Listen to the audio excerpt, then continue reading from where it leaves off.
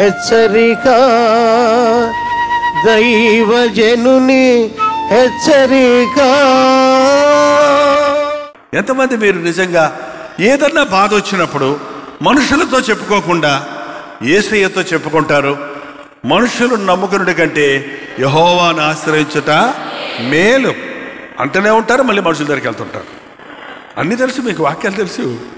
కానీ అక్క నువ్వు లేకపోతే నాకు దిక్కేలేరక్క, బ్రదరు నువ్వు సహాయం చేయకపోతే ఈ సమయంలో నాకు ఎవ్వడు దిక్కులే నీ వాడిని అంటాడు. మళ్ళీ పోయి నాకు దేవుడే ఉన్నాడంటాడు. మళ్ళీ అక్కడికి పోయి బాబు నాయన అని కాళ్ళ వేళ్ళ పడతారు. అటొద్దొద్దు, విశ్వాసముతో ప్రార్థనతో నీ కొరతలన్నీ తీర్చుకోగలవు.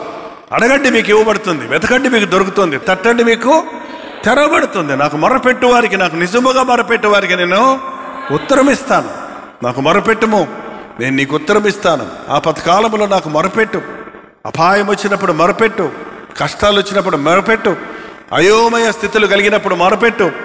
కొన్నిసార్లు అంటే మన బ్రతుకులో కొన్ని అయోమయ పరిస్థితులు అయిపోతాయి, ఏం అర్థం కాదు.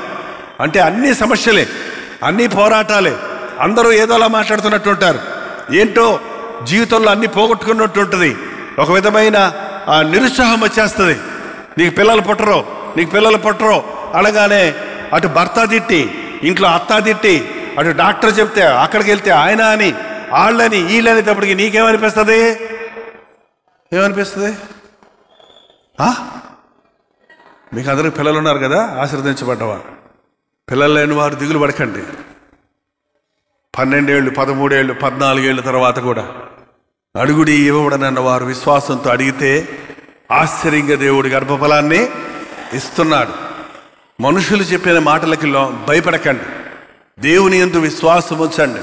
నాకు అసాధ్యమైనది ఏదైనా కలదా? 99 ఏళ్ల అబ్రహాము, 89 ఏళ్ల ముసలమ్మ శారాకి మరుసటి సంవత్సరం బిడ్డ పుడతారంటే వాళ్ళకి నవ్వు వచ్చిందంట. శారాకి అందట, పైకి అనలేదు, లోపట అనుకుందనమాట. ఎందుకమ్మా నవ్వావంటే నేను నవ్వలేదండి. నవ్వావు, నాకు అసాధ్యమైంది లేదు. దేవుడు అద్భుతంగా ఇచ్చిన ఆ దేవుడేనా మన దేవుడు? మన దేవుడు వేరే దేవుడా? ఉన్నవాడను అన్నవాడేనా? ఆది నుండి ఉన్నవాడేనా? ఏంటి నిన్న నేడు నిరంతరము ఏకరీతిగా ఉన్నవాడేనా? ఇంత గొప్ప యేసయ్యను కలిగిన వాళ్ళు ఎంత సంతోషంగా ఉండాలి, ఎంత ధైర్యంగా ఉండాలి. చిన్న కష్టం వస్తే, చిన్న చిక్కు వస్తే ఏంటండి దిగులు పడిపోతారు ఎందుకు? ఒక ఇంటర్వ్యూకి వెళ్ళి ఉద్యోగం రాకపోతే ఎంతోమంది యవనస్తులు అందరు చెప్పే మాట ఏంటంటే ఉద్యోగం లేదు, ఉద్యోగం లేదు. ఎంటెక్ చేశాను, బీటెక్ చేశాను, ఎంసీఏ చేశాను, ఎంబీఏ చేశాను, మా అమ్మ నాన్నలు ఎంతో కష్టపడి అప్పులు చేసి నన్ను చదివించారు, నాకు ఉద్యోగం దొరకటం లేదని బాధపడుతున్నారు. ఉద్యోగం లేకపోతే ఎవరిని అడగాలి? గవర్నమెంట్ వాళ్ళు కాదు మనకు ఉద్యోగం ఇచ్చేది. మన గవర్నమెంట్ ఈ సెంట్రల్ గవర్నమెంట్ కాదు. ఏ సెంట్రల్ గవర్నమెంట్? Heavenly government. ఏం గవర్నమెంట్ అండి? పరలోక రాజ్యం. అక్కడ నుండి పై నుండి మనకు దేవుడు దీవెనలు ఇస్తాడు. ఈ రోజున కష్టం వచ్చిన వెంటనే, బాధ వచ్చిన వెంటనే చాలా మందిని నేను చూస్తున్నాను, ఒక విధమైన కృంగిరాలకు చోటిస్తున్నారు.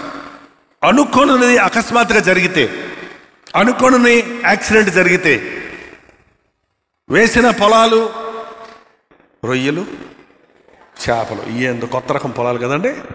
మా చిన్నప్పుడు ఏం లేవు, మీ చిన్నప్పుడు ఉన్నాయో లేవు తెలీదా?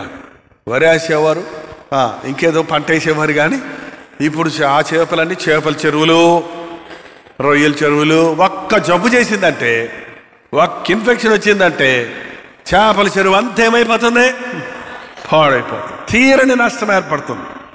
ఒక్కొక్కసారి అలాంటి నష్టాలు కలిగినప్పుడు, కష్టాలు కలిగినప్పుడు రెండంతలు దీవించగలిగిన యేసు ప్రభు ఉన్నాడన్న సంగతి మర్చిపోతున్నాం. మనుషులు మనల్ని ఒక్కొక్కసారి దూషించినప్పుడు, నిందించినప్పుడు మనం వెంటనే కృంగిపోతూ ఉన్నాం. ఒకటి తెలుసుకోండి, మీరు ఒకటి చెయ్యాలనుకున్నప్పుడు దేవుని కొరకు, మీరు దేవుని కొరకు బ్రతకాలనుకున్నప్పుడు, మీరు ఆశీర్వాదాలు మీ బ్రతుకులో చూడాలనుకున్నప్పుడు ఆటంకాలు కలుగజేసేవాడు ఎవరో తెలుసా? సాతాను. ఆ ఆటంకాల నుండి మనల్ని విడిపించేవాడు ఎవరు? ఏంటండి? ఎత్తుకు పై ఎత్తు అంటారు చూడండి. సాతాను బలి తంత్రగాడు అంటూ వాడు మోసగాడు, వాడు దొంగ, వాడు దోచుకునేవాడు, వాడు దుర్మార్గుడు. వాడు పనికిమాలినోడు. నా కోపం వచ్చిందంటే సైతాన్నే తిడతా, మనుషులను తిట్టనా. మీకు కూడా ఎవరికైనా కోపం వస్తే మనుషులను తిట్టకండి. తిట్టులకు పాత్రుడు సాతాను ఒక్కడే, స్తుతులకు పాత్రుడు యేసు ప్రభు అక్కడే. ఏమండి, ఇంకెవరిని స్తుతించకండి. సాతాను మోసగాడు, అన్యాయస్తుడు, మనల్ని ఆటంకాలు కలుగజేస్తాడు, మనల్ని మోసం చేస్తాడు. కానీ మన యేసు ప్రభు ప్రేమ సాతాను కంటే ఎక్కువగా మనల్ని విడిపించడానికి ఎల్లవేళలా సిద్ధంగా ఉంది. ప్రార్థన. పరిశుద్ధుడా, ప్రేమగల్ల తండ్రి, నీకు వందనములు నాయన. ఎంతో మంది నాయన కుటుంబ సమస్యలతో ఇక్కడికి వచ్చున్నారయ్యా. భార్యాభర్తల మధ్య సమాధానం లేని పరిస్థితుల్లో వచ్చున్నారయ్యా. బిడ్డలు లోబడటం లేదనే బాధతో వచ్చున్నారు నాయన. కుటుంబాలను కట్టేదేవా నీకు వందనాలయ్యా. ఇక్కడ ఉన్న ప్రతి సహోదరిని దర్శించుము నాయన. తన యజమానిని మార్చుకునే సహనము, ఓర్పు, విశ్వాసము, ప్రార్థన దయచేయము. బిడ్డలను రక్షించుకునేటువంటి కృపలను దయచేయము. సాతాను కబంధ హస్తాల్లో ఉన్న ఆత్మలను నజరేయుడైన యేసుక్రీస్తు నామములో విడుదల చేయుచున్నాము తండ్రి. పరిశుద్ధాత్మను మా మీద కుమ్మరించుము నాయన.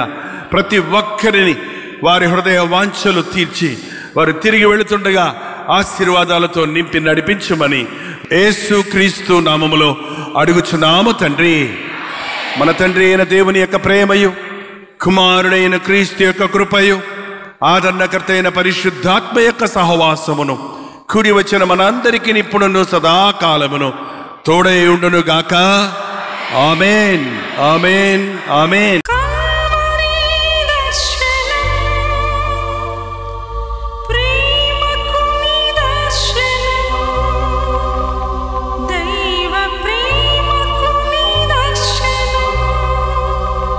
తెలుగు, తమిళ, హిందీ, మలయాళం, బెంగాలీ, ఒరియా అనే 6 భాషల్లో టెలివిజన్ ప్రోగ్రామ్స్ కొనసాగుతూనే ఉన్నాయి. భారభరితమైన పరిచయంలో మీరు సహకరించాలని ఆశిస్తే ప్రభు మిమ్మల్ని ప్రేరేపిస్తే మీ విరాళాలు, కానుకలు డాక్టర్ జై పాల్ ఫౌండేషన్స్ అనే ట్రస్ట్ నెంబర్కి మీరు పంపించవచ్చు. అవి నేరుగా టీవీ ఛానల్స్కి వెళ్తే అందులో ఏది మేము మా సొంత ఖర్చుల కొరకు ముట్టుకోవటం లేదు, వేరే పరిచయ కొరకు ముట్టుకోవటం లేదు. టెలివిజన్ పరిచయలో ఇంకా సువార్త వెళ్ళని వారికి అది అందించాలని ఆశతో ఒక 20 సంవత్సరాలుగా కొనసాగుతున్న పరిచయం కొరకు ప్రార్థించండి, మీ సహకారాన్ని అందించండి. ఈ విషయం మీకు ఇంకా ఎవరు కావాలంటే 89393939 అనే నెంబర్కి మార్నింగ్ 10 నుంచి ఈవినింగ్ 10 లోపల మీరు ఫోన్ చేయండి. వివరాలు గురించి తెలియజేస్తాను.